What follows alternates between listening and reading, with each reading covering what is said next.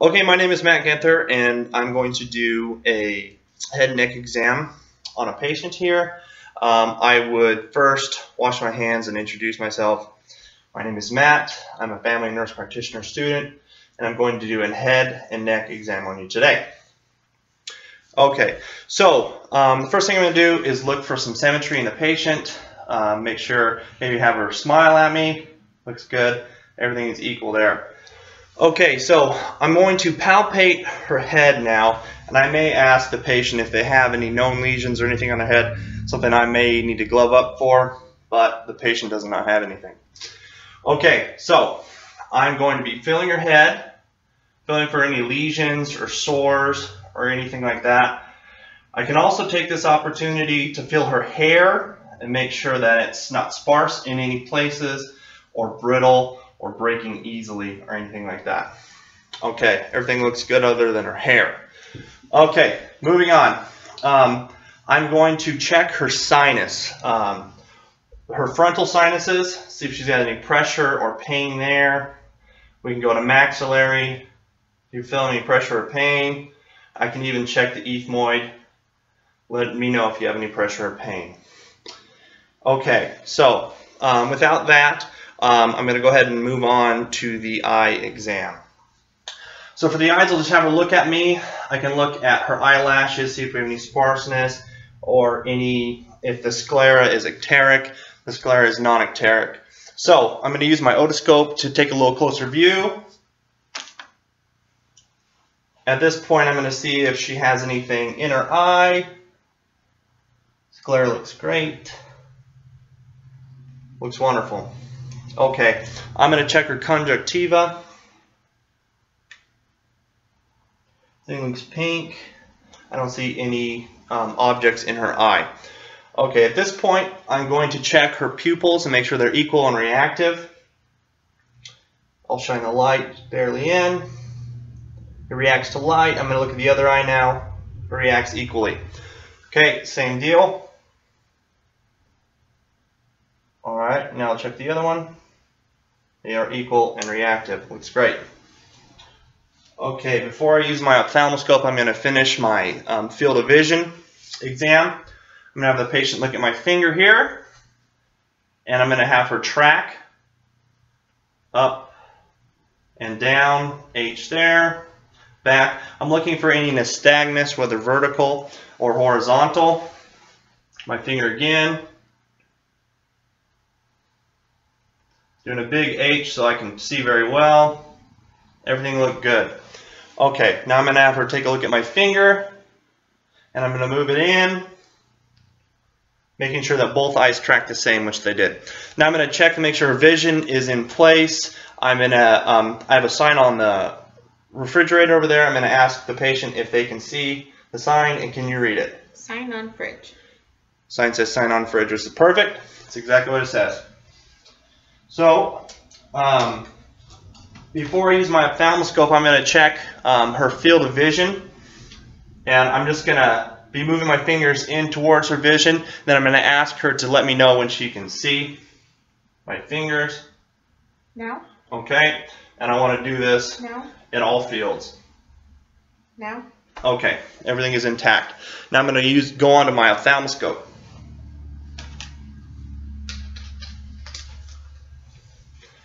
Okay, so I'm going to ask the patient to take a look at something on the wall and fixate on it. Turn it on. I'm going to use my left. Right here, I'm going to find the disc. So I'm going to be moving into the patient.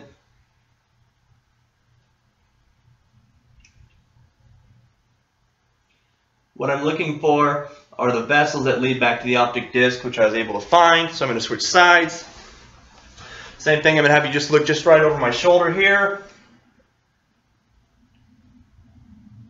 And I move in. Again, looking for the optic disc, which I was able to do. Okay, that concludes my eye exam. I'm going to move on to the nose exam. So what I'm going to ask the patient to do is take a deep breath in through your nose. And out. Very good. I'm going to check for patency. I'll have the patient occlude one side. Breathe in. Okay, now the other, and breathe in. Everything looks good. I could at this point check the patient's ability to smell, but I'm going to do that on my next exam. So going back to my otoscope, I'm going to take a look inside of her nostrils. I'm looking for any sort of deviation. Is there any redness? Is there any soreness? Is there a runny nose or anything like that? So I'll have the patient look back. And I'm careful not to put the otoscope in there too far because I could cause a bloody nose pretty easily, which everything looks good. There are no sores or anything like that. So we're going to move down to her mouth. So I'll have the patient open her mouth, say ah, at what point I'm going to use an otoscope to take a look around in her mouth. Okay, tongue out. Alright, now I'm going to take a look at the sides of her mouth, looking for any lesions. Go ahead and take your tongue back in there.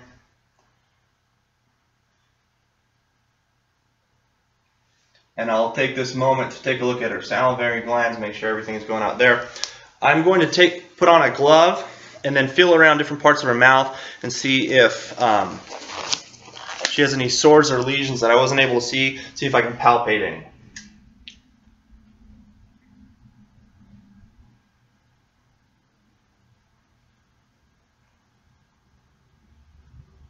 I want to make sure that I don't leave anything out.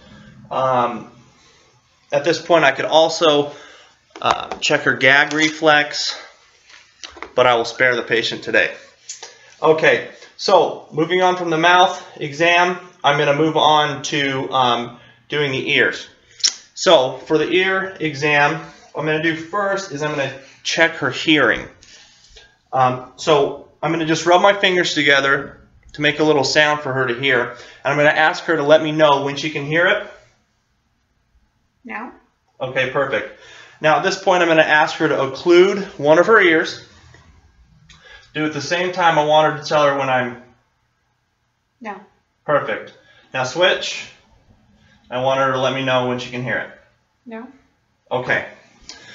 Now, if I had a tuning fork, which I don't at the moment, I'd be doing a Weber and a Rhine test. The Weber test, I'd hit the tuning fork, put it on her forehead, and I'm looking for equal hearing in both ears. For the Rhine test, I'd put it just behind the ear on her bony prominence there, and tell her when she can stop hearing it, and then move it over to the air, see if she can hear it. I'm looking for her air conduction to be greater than her bone conduction. AC greater than BC. So, now that we have conducted those exams, I'm going to be checking out her ears physically. At this point, I'm going to be feeling around her ears, looking for any lesions. I'm going to make sure I check behind her ears, see if she has anything going on. And if she tells me that she's feeling any pain at this point, I know that there could be something going on with the inside of her ear. So, as with my otoscope, I'm going to check her ear canal. I'm looking for a tympanic membrane. So, I'm going to pull up and out as I brace here, looking for that tympanic membrane, which I see perfectly right there. I'm going to do on the other side, checking the ear for any lesions, and then again,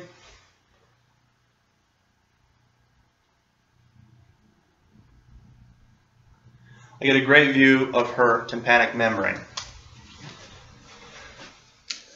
So that's going to conclude my inspection of her ears. I'm going to go down her neck and check her lymph nodes. So for her lymph nodes, I'm going to check periauricular before the ears. I'm using 2 to 3 fingers to make sure I can palpate any lymph nodes that might be swollen. And at this point, I will be asking the patient if you're feeling any tenderness, so let me know. I'll be able to see if I can feel those lymph nodes. I'm going to move down, tonsillar, submandibular, submental.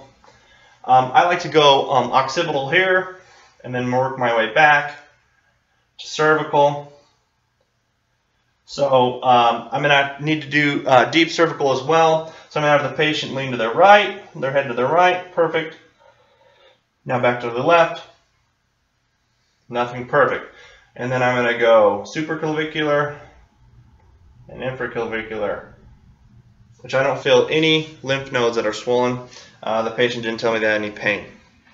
So to finish up the test, I'm going to palpate her neck here. So I'm going to start with the trachea, sitting behind the patient, the cricoid cartilage, and then the thyroid. So I'll ask the patient to swallow. Perfect, thank you. And I'm feeling, make sure the trachea is midline, exactly where it should be, not deviating either way. And then with the thyroid, what I'm going to be doing is feeling, make sure it's smooth, it doesn't have any nods or nodules or nodes or anything like that, which it doesn't. So that does conclude the head and neck exam on this patient.